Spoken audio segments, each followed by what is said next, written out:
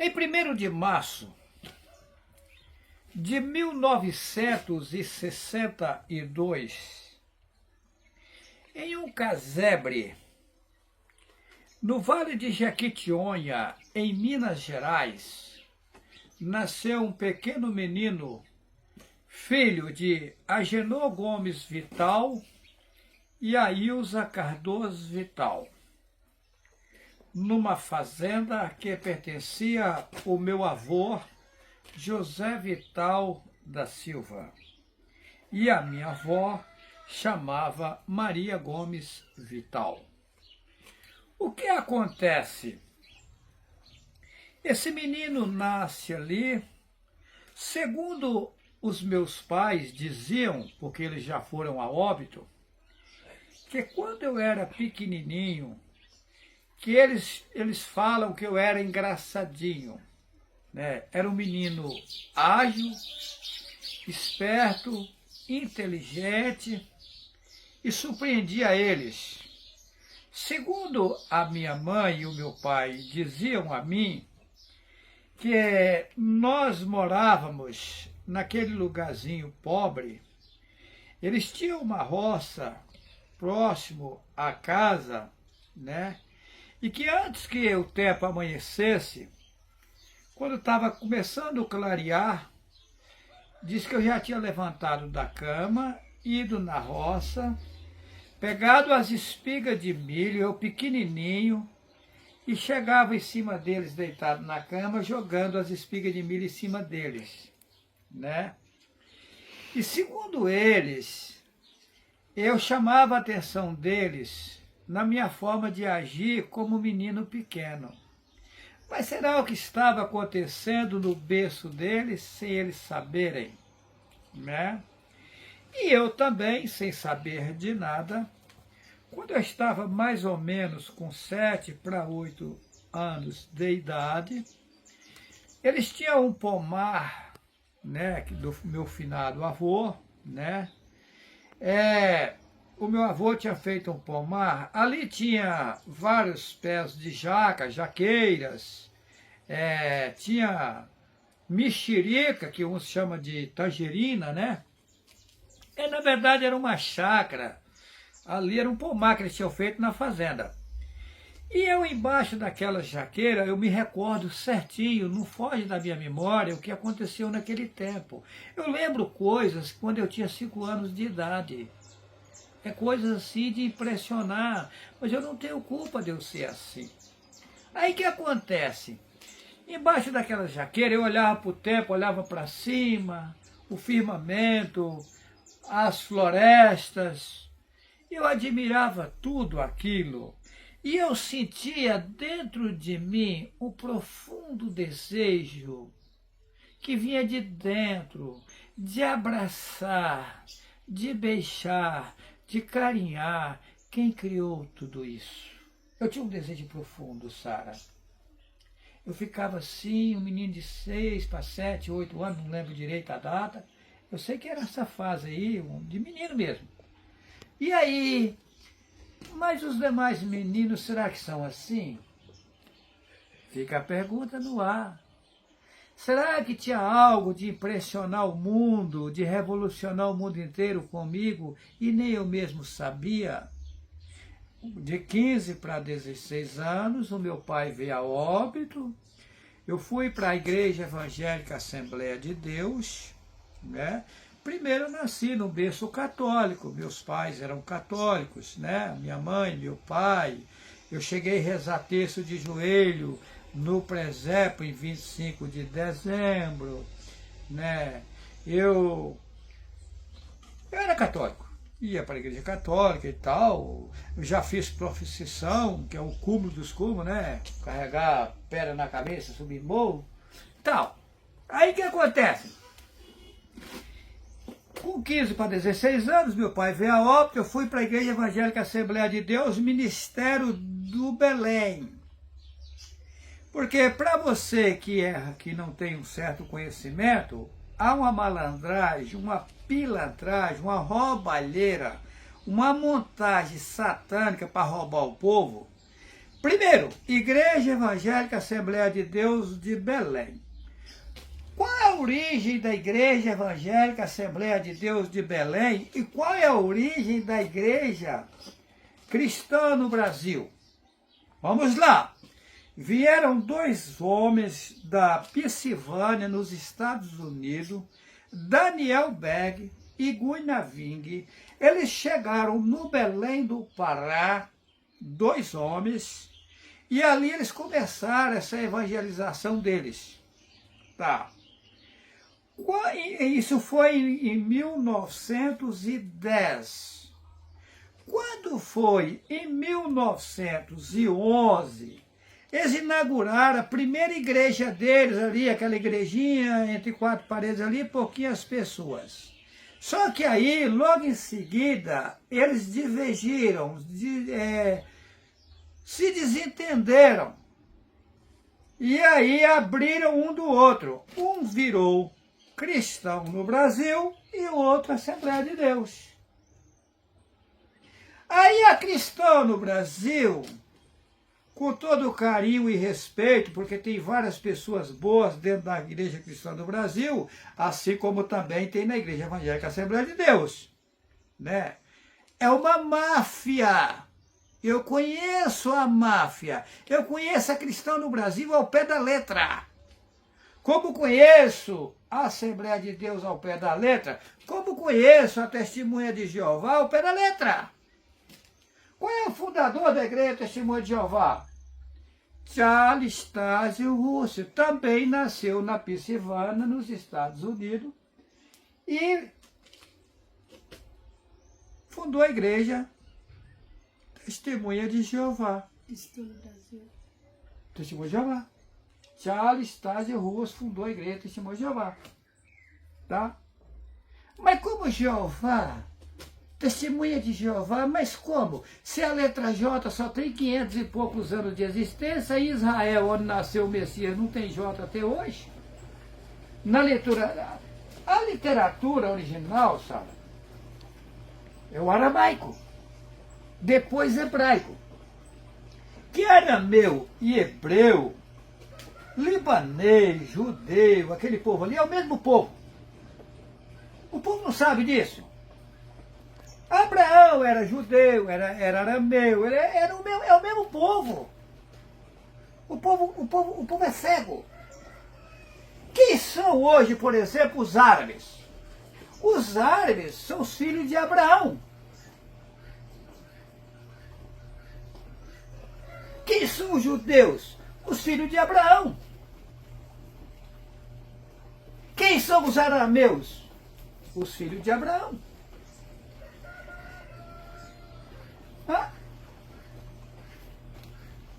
O povo hebreu, que eles falam judeu, é os filhos de Abraão com Sara. O povo árabe é os filhos de Abraão com Agar.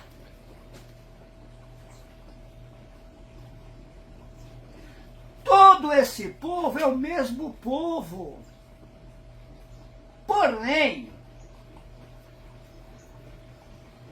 Yahweh tem um projeto de salvar todas as nações, independente de clero. Yahweh criou imensidões de pessoas. Só que Satanás tem algo profundo aí que eu nunca quis soltar concernente a Satanás. O povo não sabe quem é Satanás. Sabe nada? Eu sei. Satanás não é do jeito que o povo está dizendo aí. Não, eu conheço Satanás.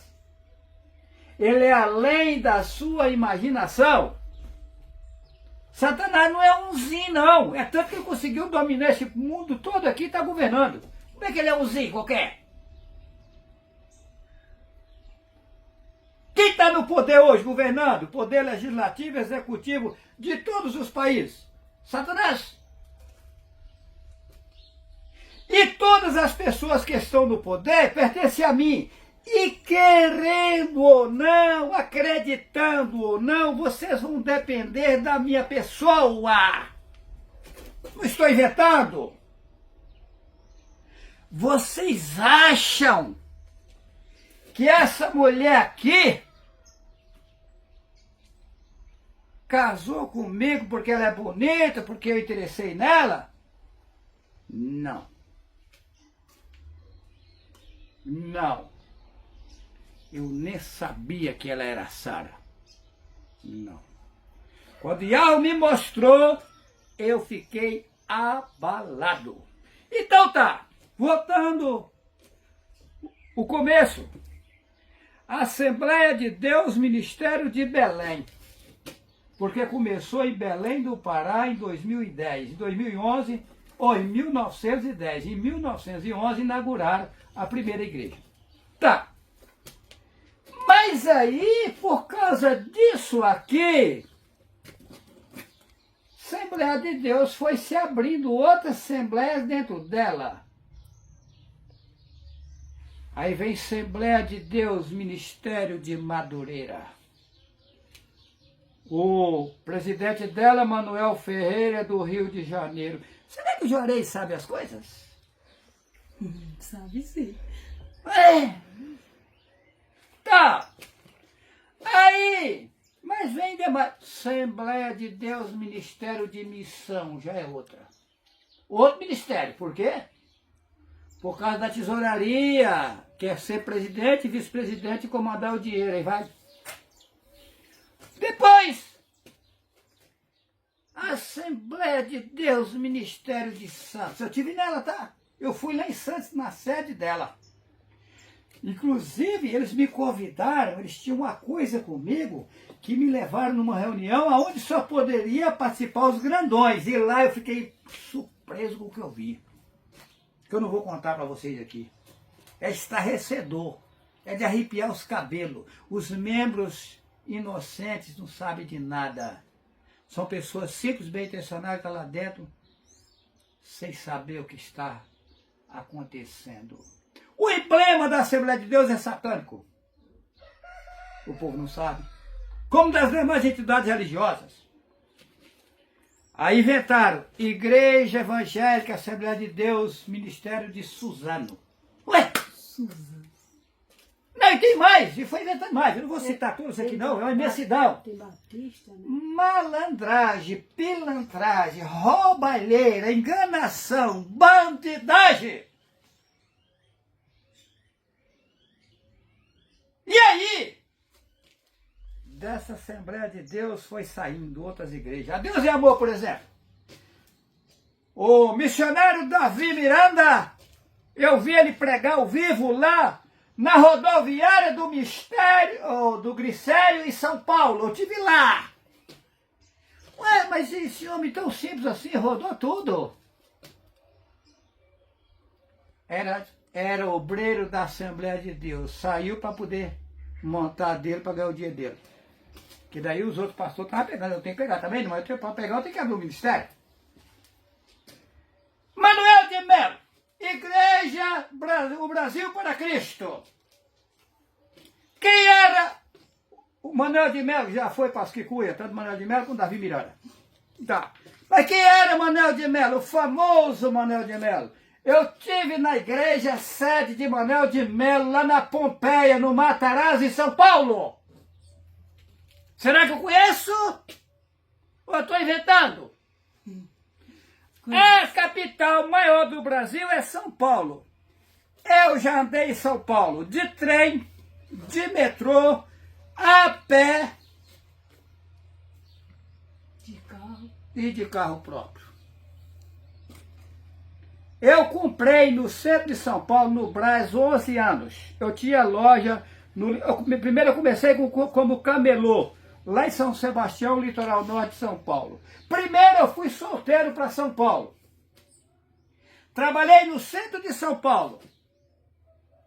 Eu conheço o centro de São Paulo. Eu saía de São Miguel Paulista. Tá?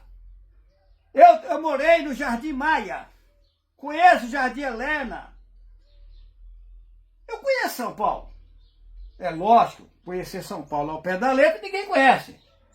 Mas eu tenho um amplo conhecimento da cidade de São Paulo. Então, eu saía, levantava de madrugada, tá? Para pegar um ônibus até Jardim, até São Miguel Paulista, depois pegava um trem que era igual sardinha na lata para ir para o Brás, ou para ir para o Parque Dom Pedro.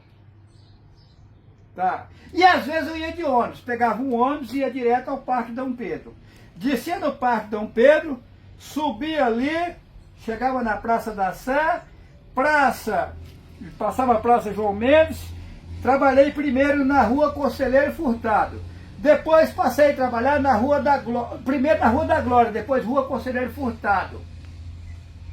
Depois eu saí dali, fui para Guarulhos. Depois do bairro dos Pimenta, a entrada da Água Chata, trabalhei na fábrica de doces Neuza Limitada. Mas por que eu teria que passar por tudo isso? Agora, como vendedor ambulante, eu conheço São Paulo, conheço a Estação da Luz, conheço 9 de Julho, Liberdade, que é o centro de São Paulo, né? Conheço Rodoviária do Glicério, eu conheço o Brás, as ruas do Brás. Uma vez, Sara, eu fui no ônibus de excursão, no ônibus de linha. Às vezes eu ia de ônibus de excursão, depois eu ia de ônibus de linha, e às vezes eu ia, depois, com o tempo, eu consegui comprar carro, passei de carro próprio para São Paulo. Tá.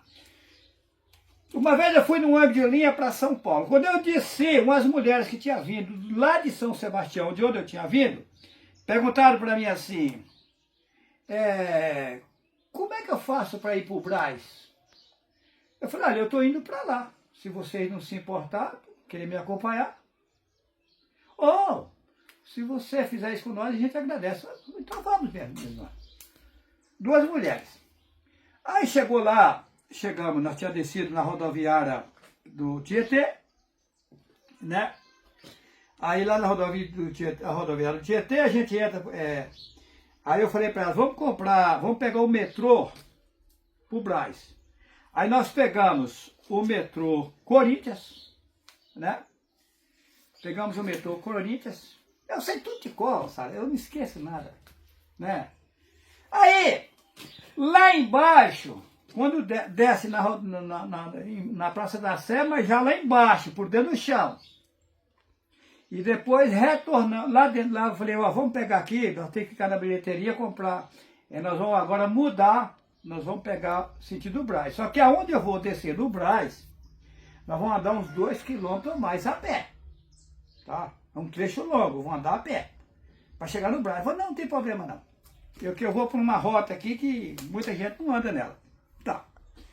Quando chegou no Brás, elas perguntaram para mim assim. Eu falei assim, para onde vocês querem ir? Nós queremos ir para tal lugar, assim, assim, ó. Falei, você pega aqui, assim, assim, tantos quarteirão, você faz assim, assim, depois tantos quarteirão, você faz assim, assim, depois assim, assim, você vai chegar lá. Elas perguntaram para mim assim, você mora aqui? Falei, não, eu moro lá em São Sebastião. Nós já estávamos perplexos de você chegar até aqui sem perguntar nada para ninguém. E agora você nos dá o destino para nós ter que ir. Será que é por acaso? Será que é por acaso que eu rodo todo o Brasil e não me enrolo, não me embaraço em lugar nenhum? Será que tem alguém me guiando ou eu sou sabido? Eu não sou sabido. Eu não sou sábio. Não. E algo. Quem é no mundo que consegue pegar um violão, cantar e tocar sem ter a música? Fala pra mim! Desafio os cantores do Brasil! Provo pra vocês, eu não canto uma não, eu canto 10, 20 na frente de vocês sem ter a música. Eu mando vocês procurar a palavra que você quer, que vocês quiserem que eu falo. Oh, como é que é o nome da tua mãe? Como é que é o nome da tua filha? Pá, tá, e sai o cântico. Tô inventando? Fala uma palavra aí, Sara, pra sair o cântico. Qualquer palavra. Ah, tem um colchão aqui, ó. Esse colchão aqui, ele é enchido na energia.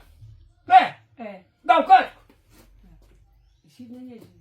Oh, minha amiga Sara, quero te relatar também a você que está a me gravar.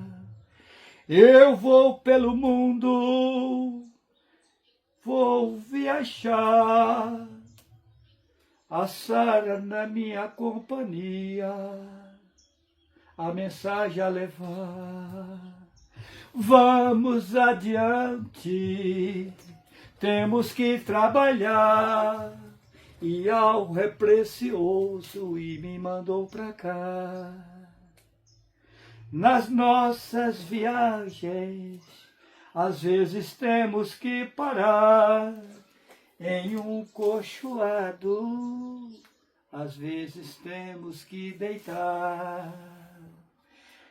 Deitamos e repousamos em um colchão e um cobertor para nos ajudar.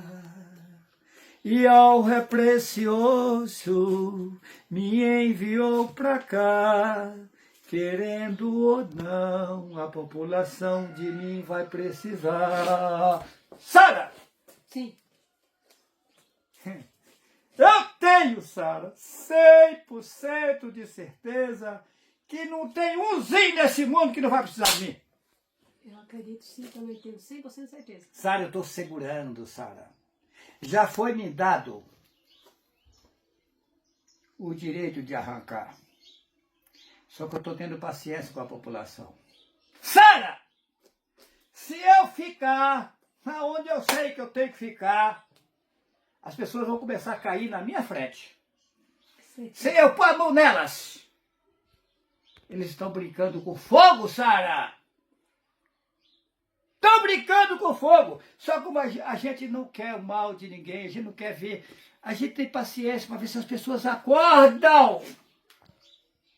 Só que vem vindo algo forte aí de impressionar. Pode falar, Sara. Ontem tive uma experiência ontem, com mulheres.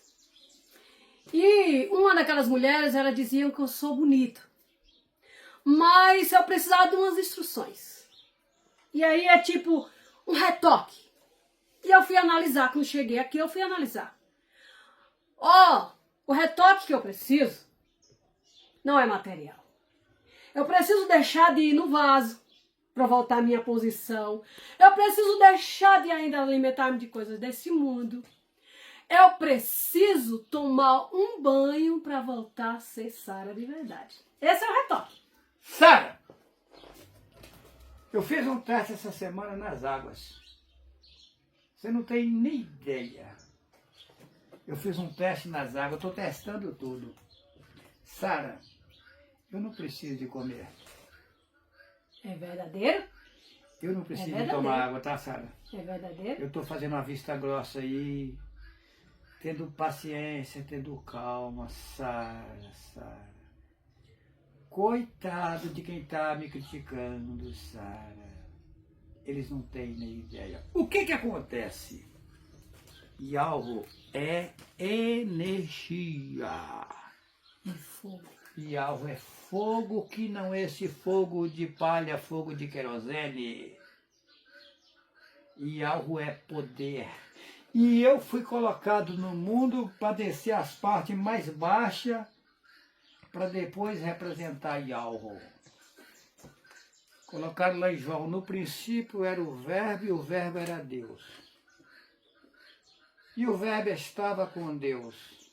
E o Verbo se fez carne e habitou entre os homens. Observa! Deus é Zeus, a maior estátua da Grécia. Mentira. No princípio era Yahweh. No princípio era o Verbo e o Verbo estava com Yahweh. E o Verbo se fez carne e habitou entre os homens. Será que você entendeu? Eu entendi. Se você for uma pessoa guiada por Yahweh, você vai entender o que eu estou dizendo. Eu entendi, meu bem. O Messias vem no mundo de forma inesperada. Ele vai vir nas nuvens, você prepara, senão você não sobe. Uma geração são 100 anos, passa 100 anos, morreu todo mundo, o povo esperou em vão e não veio para ninguém. Aí vem outra geração. Prepara, senão você não sobe. Esperou tudo em vão, passou outros 100 anos, não veio para ninguém. Isso 2025 são 20 gerações, sabe quando ele vai vir dessa forma? Nunca! Não está escrito que ele vem de forma surpreendente? Não está vindo da forma que as pessoas esperam, está vindo por outro ângulo. O ângulo é inesperado, não está dito que é inesperado? E como é que vocês duvidam? Dois estão no campo. Um será levado e deixado o outro. Aí você pergunta para esses pastores cegos, quem são os dois? Você e sua mulher. Sua mulher estava preparada, foi, você não estava, ficou, e Yahweh me mostrou. Não, isso é mentira. Os dois é você, Juarez. Quando o homem ou quando a mulher morre, o corpo fica no túmulo e ela sai do corpo e vai para um outro lugar. Qual lugar? Vai depender do que ela plantou no mundo. O seu futuro depende da sua vida agora. Se você viver passando a perna nos outros, mentindo, enrolando, enganando, você vai ficar em más lençóis no futuro. Se você plantar o bem, trabalhar bem, respeitar e tal, lutar para fazer só o bem, Yahweh vai te levar para um bom lugar. Que assim seja. Que assim seja. Vamos avante. Que assim seja. Ô, Sara, eu gosto de você. Também, meu